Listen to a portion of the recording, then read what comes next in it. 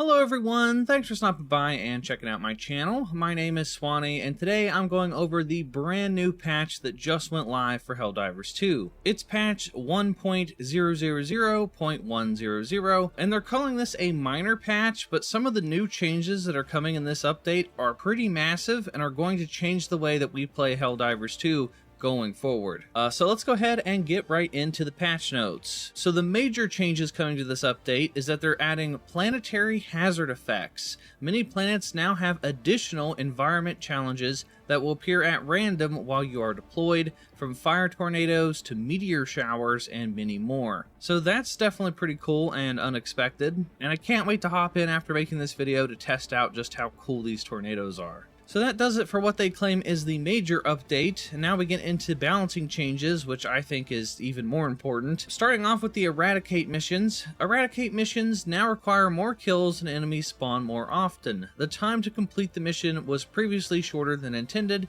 and should now usually take twice as long to complete. So if you weren't aware, the Eradicate missions are the ones that everybody likes to farm over and over and over. They're only 15 minutes long, and people can get in and get out within like 2 to 3 minutes, especially if you have a whole team of people that know what they're doing. So they're fixing that. You're no longer going to be able to farm this mission. I mean, you still can, it's just going to take you twice as long, which I'm okay with because the Eradicate missions kind of lost their charm to me. I've done them so many times that they just kind of got repetitive and boring, so I think making them harder and last longer is going to make them more fun. So up next we have some primary, secondary, and support weapon changes, and this is huge. So we have the Breaker Shotgun. They decreased the magazine capacity from 16 to 13, and they increased the recoil from 30 to 55. So everyone's favorite Breaker Shotgun is getting a massive nerf right here. It's going to hold less ammo, and the recoil is going up significantly. Then they're making changes to the Railgun. They decreased armor penetration in safe mode, and decreased damage against durable enemy parts. So this is just an all-around nerf to the Railgun. The Railgun was one of the most picked stratagems because the Railgun was amazing. So now with this nerf to safe mode, they're kind of forcing you to play with the unsafe mode.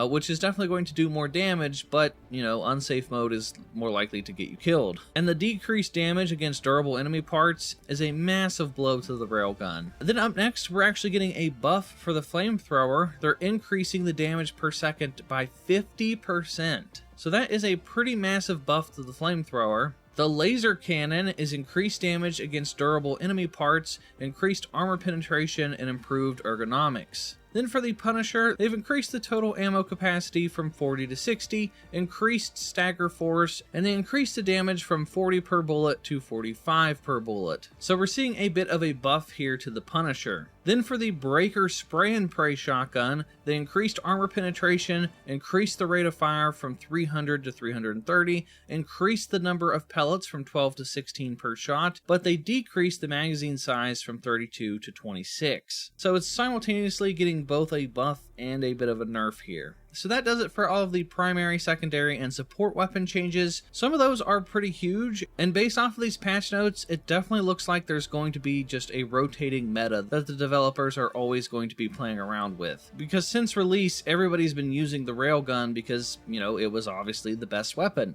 to now where we're going to be seeing a lot more Flamethrower and Laser Cannon use. Same goes for the Punisher Shotgun. That seems like that's going to be the top dog shotgun now. So I was pretty upset about the Railgun, but seeing that the Flamethrower and the Laser Cannon and the Punisher all got buffs, I'm definitely okay with them, you know, buffing and nerfing and switching around the meta. And with them making these changes like that, you know, that gives you a reason to test out some of those other stratagems that you normally wouldn't choose. So up next, they're making a couple stratagem changes. The Energy Shield Backpack is increased the delay before recharging. So this is a nerf to the Energy Shield Backpack. And then the 380mm and 120mm orbital barrages, they've increased the duration of the bombardment and they decreased the spread. So this is a buff to both of those. It was a pretty big meme in the community to just avoid these two stratagems because 9 times out of 10 they would get you killed but leave all of the enemies standing, and these were just completely unreliable and nobody liked them. So I'm glad that these are getting a buff because now they might finally be worth using. So now we're getting into a bunch of fixes that are coming in this update, starting off with a big one where they fixed armor rating values not reducing damage as intended. So this could potentially fix the bug going on with the heavy armor, where the heavy armor wasn't giving you,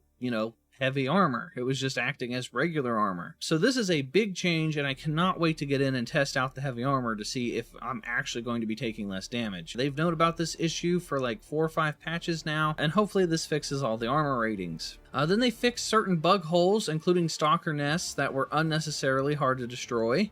They fixed anti-aliasing toggle not working on PS5. They balanced lighting across all planets to solve cases where the game was too dark. They improved flashlight efficacy, so the flashlights are hopefully going to be a little bit better now. They increased visibility during sand rain weather on Errata Prime. They updated tutorial materials and lighting. They improved cases where some materials could look blurry if lighting graphics was set to low. They fixed timing issues that could occur in the Extract E710 primary objective. They changed button interaction behavior for buttons in bunker POIs. Helldivers will now let go of the button after holding it for a few seconds. They fixed some cases of large assets floating in the ground beneath them that was blown up. Helldivers standing next to ICBMs during launch will get properly toasty with a chance of not so spontaneous combustion. So when you stand too close to the ICBMs launching, you're gonna die. They fixed unthrowable snowballs after ragdolling. They fixed being able to use grenades after drowning. I personally had that glitch where if your character drowns, then you just can't use grenades the rest of the match. That sucked. The camera no longer locked onto players' own corpses and blocking spectator mode. This happened to me all the time, so that's a huge change. Helldivers now take damage from fire, gas, etc. generated by other players. Oof, so even more ways to get you killed by your teammates.